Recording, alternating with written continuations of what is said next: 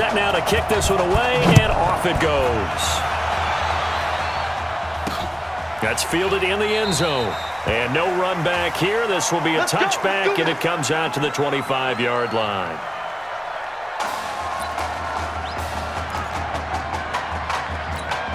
The Ducks come up now, 1st and 10.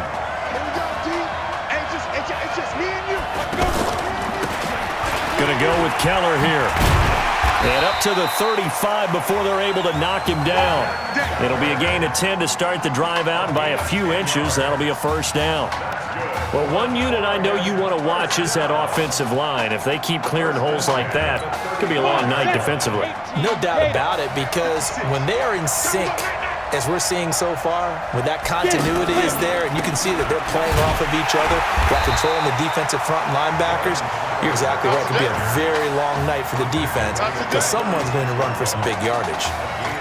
The Oregon Ducks looking for that elusive first national title. Of course, they've been in the National College Football Playoff before behind Marcus Mariota following the 2014 season. And they beat Florida State that year before falling 42-20 in the championship game.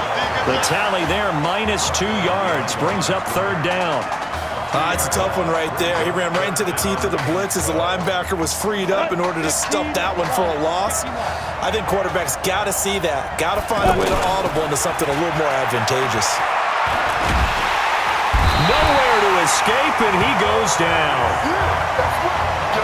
I remember when I was a kid and all I wanted was a nickel so I could get that soda down at the fountain. And guess what? The nickel came into play well. 5 defensive backs, they covered well, allowed for the sack. Sodas were a nickel when you were a kid? No, I just needed the extra nickel so I could pay the proper price. Okay, how much were they? A dime? What were they? 15 cents. That'll be put in the books as a 53-yard punt. And the offense will take over with a new set of downs. Here we go, his first collegiate snap. What a spot as the Tigers come up 1st and 10. On 1st down, Livingston. 7 yards on the pickup there, and it'll leave him with a 2nd and 3. Well, you often say that sort of opens the playbook now, 2nd and short. What do you think, early shot here? I like where you're going. Obviously, we've been together for a while because you know me. I want to take that shot early and loosen things up. Charlie! Off the play fake, he'll look to throw. Quick slant caught by Streets. And he'll be taken down, but not before they work it across midfield. 25 yards there on the catch and run. A good throw there, but boy, a tough situation for this offense, for this program, really. When you think about it, Marcus Washington, 4-year starter, came in as a true freshman to lead this team. He's 3rd all-time in passing yards in school history, 2nd in touchdowns, twice an All-American, a Heisman finalist, all that stuff. Never missed a game in his college career, 53 starts, but now he sits and watches as his understudy for the last 4 years finally gets his shot in the leading role. Well, we looked at each other right away. We knew that flag was coming out. And I always enjoy the conversation post because officials always tell you, I don't want to throw the flag, but you caused the play. You did it. I had to. And now it's 1st and 10. A big mistake, especially when you factor in the personal foul yardage. The play action fake. They'll look to throw. Nowhere to escape, and he goes down. I think that's an example of how the game speed is different than in practice, because in practice, you might not be going full speed. A lot of guys in shorts coming your way, so it's going to be a big key to see how he adjusts to how the speed really picks up in this game and if he's able to get rid of the football. And think about it, Charles. That's the first time he's hit the ground with a sack since his high school days. He played in a couple spring games, but those were non-contact for the quarterback. Yeah, they're wearing a different color jersey. No one hits the QB, even in the spring game. Now, meanwhile, a pass that should have been intercepted, but it winds up falling incomplete. The Tigers of LSU looking for their 4th title in school history. They were champs way back in 1958 and twice in this century so far, 2003 and 2007. Now on 3rd and long, they'll look to throw. He'll let it go deep for Streets, and that'll wind up incomplete. Bold play call there. Now it's 4th down. Well, that certainly looked like something that they discussed all week in practice getting ready for this one. Take the big shot right out of the gate. At worst, you'll open up the defense a little bit, loosen them up, have them back on their heels. And the punt team on now as this one's sent away.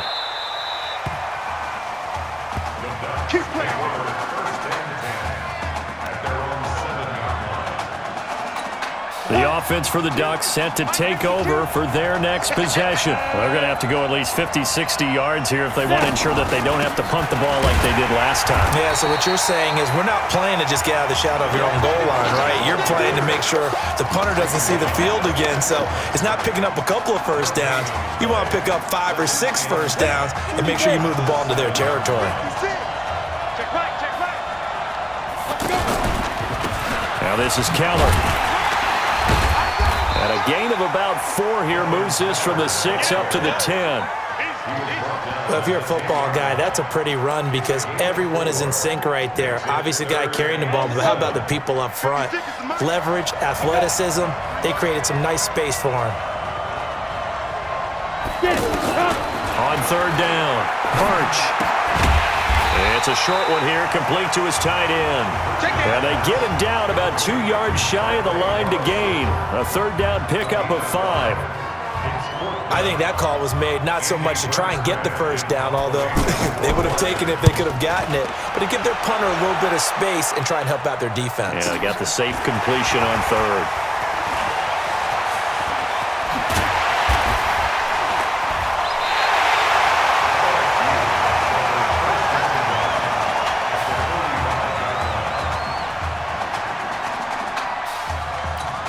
First and 10, LSU.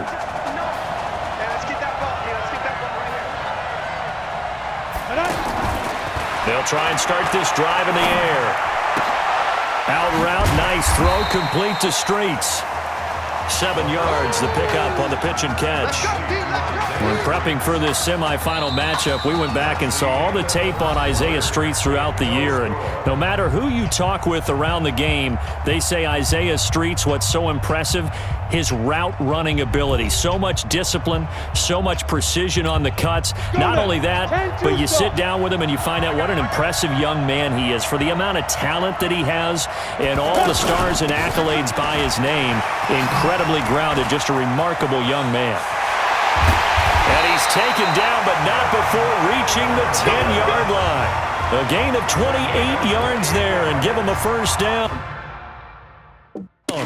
That was excellent from start to finish, from the blocking to the running, just well executed. And now let's look ahead because after that, how about a little play action, maybe a little bootleg, and get the quarterback out on the corner and give him a little run-pass option. And they're right down here looking for... He'll be hit and taken down at the 21.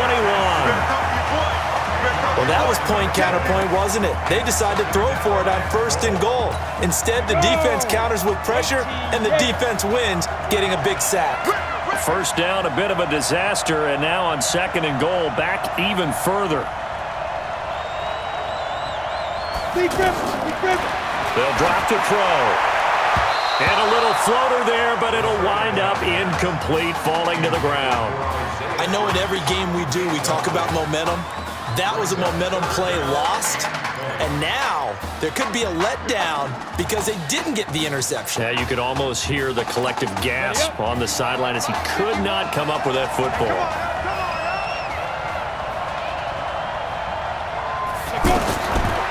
Looking to throw. And this time he's got the hook up. It's complete. They do get 8 out of the pitch and catch. However, it's fourth down. One hallmark of good defenses is understanding the game, understanding positioning, and tackling immediately in the secondary after catches. I think we just saw that on display right there. Got to him before he ever had a chance to think about turning it upfield.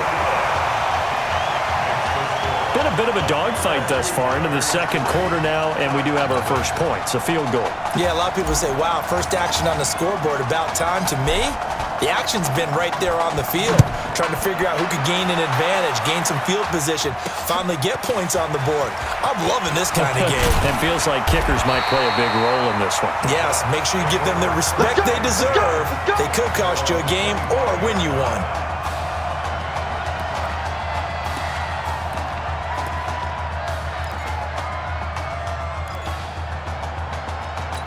The Oregon offense set to begin their next possession. They've had it twice. They punted twice. Not the start they were hoping for. Not at all, and let's face it, every facility we visit, everyone talks about converting on third down, how big that is. In this situation, they've had to punt it away twice, so they're furiously going over things on the sidelines. What do we need to do to pick up a first down and change our momentum? So after the run for no gain, here's 2nd and 10. Off play action. Birch. Throwing the out route incomplete. It's Washington. And all the way down to the 35. And what a big-time play there. 41 yards. For an offense that has not found the end zone yet, that's a big play. There's the spark right there. The big play that they needed. Now they've got to go ahead and finish this drive and put this ball in the end zone. So that changes things a bit. Here's a 1st and 10 all the way down at the 35. They'll run with Keller. The excellent play last time is followed by a much more routine gain of 3. Well, he hasn't made much of an impact in the running game thus far, and after that last run, not much is going to change in that area. He hasn't been able to get anything going, and really the offensive line not helping him much. The last run got 3. Now here's 2nd and 7. Push him back. Push him back. 56. Mike, 56. Now Birch. Throw left side, taken in by Washington. And he's able to get it down to the 25-yard line. 7 yards there and a first down. This has to go down as one of the simpler routes in the playbook, but oh so effective. Nice completion there. Keeps the sticks moving. Here's a 1st and 10, Oregon.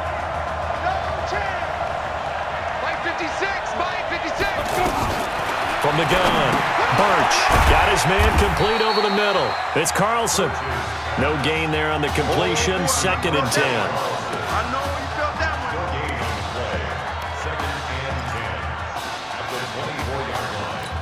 Had the completed pass, but for no gain, stopped right at the line, so it's 2nd and 10. Switch.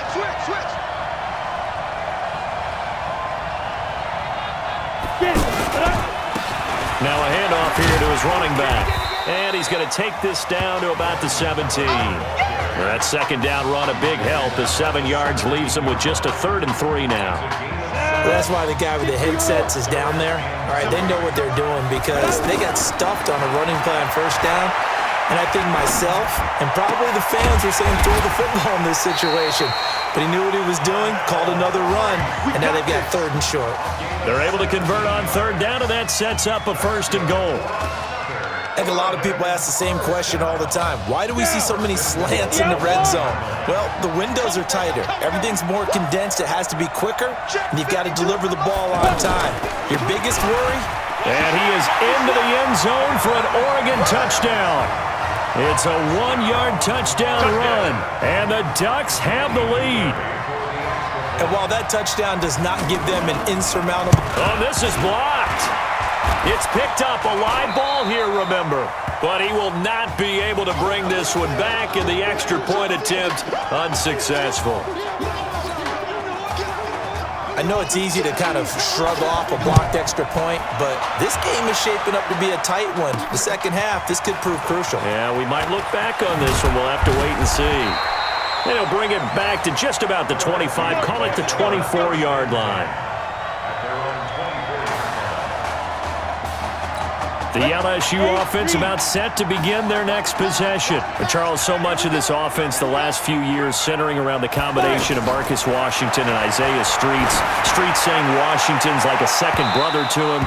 And, of course, many know the story. Isaiah's older brother, Ezekiel, tremendous athlete in his own right, but lost too soon to leukemia a year ago next week at the age of 20. And that is really a gut-wrenching story, as you know. And you look back at their high school days right here in Texas, just outside of Houston. Zeke was the star quarterback, a 4-year starter, 8,000 passing yards. Isaiah, a year younger, he was the receiver. The two of them told recruiters,